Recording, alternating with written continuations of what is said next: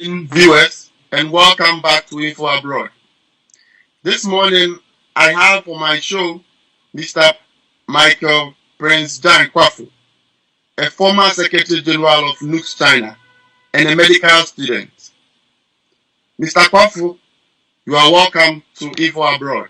Thank you, Mr. Secretary Boatin Pius. Okay, I want to take this opportunity to ask for certain information since you are the right person in China who can give us information and the accurateness as to how China is treating its people concerning the pandemic. So, will you use this opportunity to tell me what you are doing in China? Thank you, Mr. Secretary. First of all, I would like to say good morning, good evening, good afternoon to all your audience, wherever they are.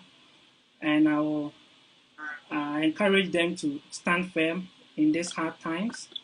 And hopefully, everything will be over very soon.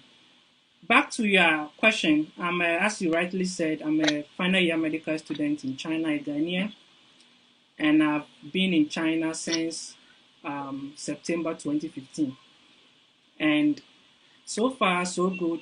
Living in China, as it is obviously known by many people, their system of governance makes life a bit um, difficult, especially if we are coming from a democratic country.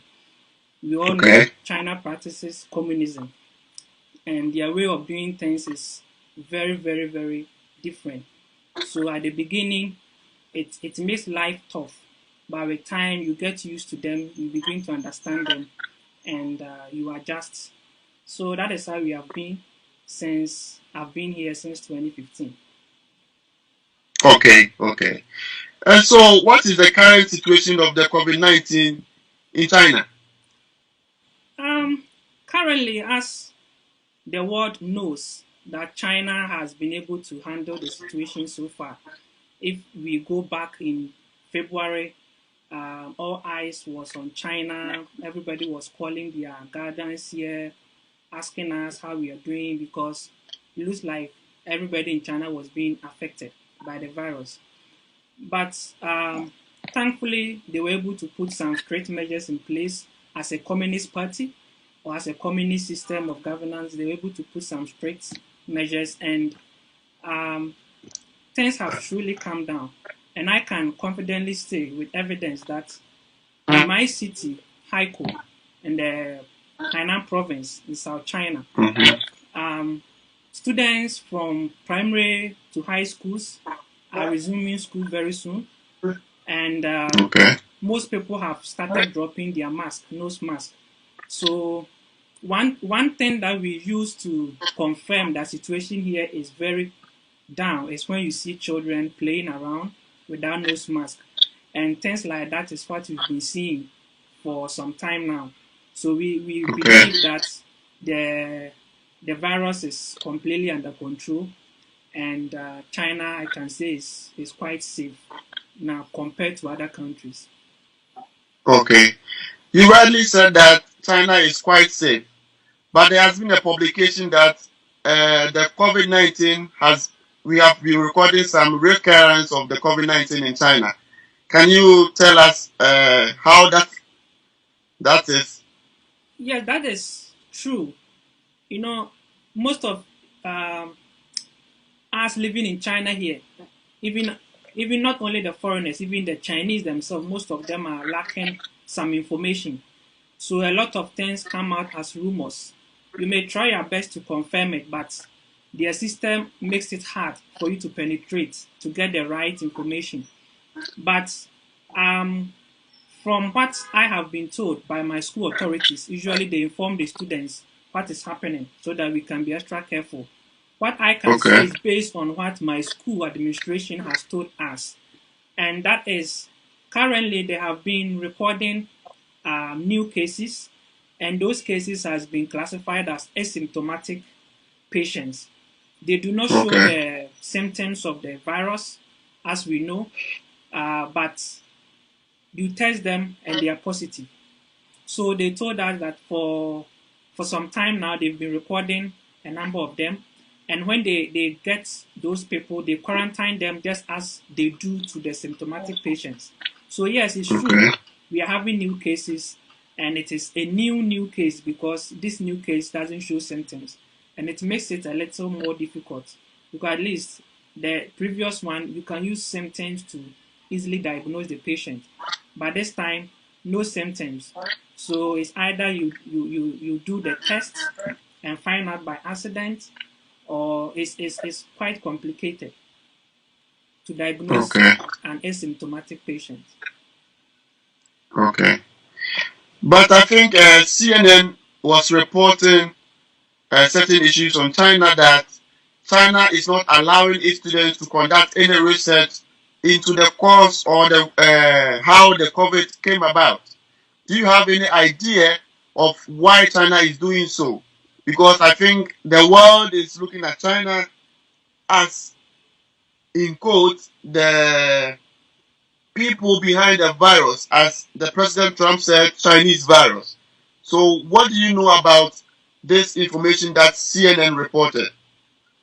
Um, what I can say about it is that I don't have any documents backing that claim, so I Mm-hmm. wouldn't confidently say it is true or not.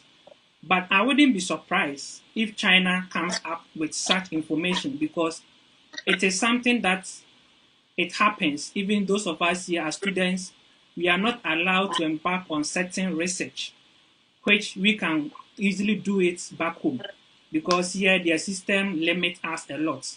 So Okay. normally we are not even able to embark on normal researches that may inform the world about certain side of China that they are trying to cover it up. So though I don't have a document to prove it, I wouldn't also say it is not true because of what I know. It is something that has been happening in China, so it can be Okay. true. Okay. So, from how you are talking, can you tell us your experience as an African living in China? My experience as an African, I wouldn't say as an African, but as a black person, As a black man, as a yes. black man, our black skin, it is very sad. And the surprising thing is, it is not only in China. Almost every part of the world, we are being discriminated against based on our skin color. But what makes China's discrimination or racist more dangerous is that people are able to do it publicly and confidently. In other countries, though you want to be racist, you try to cover it up because you are scared somebody may bring it up and it will become news and you may be in trouble. But in China, it is something like it is normal. So Normality. yes, which makes it more dangerous because you can be discriminated against, you report to the police, they will come in and defend their own. So it's like we are just in it, just experiencing all the negative side of being a black person. Hopefully, we will go back to our country and things may be okay. But as of now, it is not easy being a black man. That is what It's I so would say. sad. So sad. Yeah, It's so sad. It's yeah, so so sad. sad. There has been a news also circulating about blacks being ejected from certain provinces in China. Yeah. Do you have any information about such information? Yes, that what I would say is all that is happening now. It is something that has been happening. It is normal in China. Most of the things happening, but because of this pandemic, it has brought all these occurrences into the limelight. Previously, even on a normal day, if you are a black person or an African and you want to hire an apartment, there are some places you will not be allowed to You dare stay there. not. You dare not. On a normal day, you dare not. And and it is something that we've come to accept. So we know that this place is not for blacks. So you dare not go even ask for apartment. This hotel, they will never allow a black person to sleep in. so you dare not go. But because of this situation, because of this pandemic, it is bringing things that has been happening already into the limelight. And I'm glad that this virus is unfortunate, it has come to kill, but I believe it will vanish and also make changes, because all Okay. these racist things happening here is now being brought into the limelight. Probably things can be changed in that side, and by the time this virus leaves us, there will be a little changes in the racist side in China. Back to the question again, and I'll particularly confirm that what is happening in Guangzhou, particularly in China, is true. Currently, the blacks in Guangzhou in particular are those who are being attacked most, with the Okay. notion that they have the virus. And most of them even get into bus. The driver will tell them to get down from the bus. And if they don't, the driver himself will get out and call the police. And guess what? The police will come in and remove you from the bus. That Serious. is what makes it more dangerous. So nobody is on the side of blacks. The government is not on the side of blacks. And the most dangerous thing too is our embassies here, that we always hope to, we rely on them in times like this. You go to the embassies, you hear from the ambassador's response, and you will see that they understand what China is doing to us. They are in support of China. And it makes it so sad that you turn your left to Chinese government, there's no help. You turn your right to your ambassador or your embassy too is not giving you any help. So it is very sad. And I don't know, it's very, very sad. Though my city, we are not facing that particular kind of discrimination yet, but it is very sad. And I know if it is being done to them in Guangzhou, it can also be done here. So I pray and call on the embassy's officials to, I know they have been having meetings with the Chinese government. They should try and calm this racists. It's very bad. People, pregnant women being ejected from their homes. They are not allowed to get access to hospitals. It's very sad. So I just hope the government officials will step up their game and put an end to this. Okay. Mr. Kwafo, thank you for giving us this information, and we hope to have you back on Info Abroad again. Thank you very much for your You are time. welcome. You are welcome.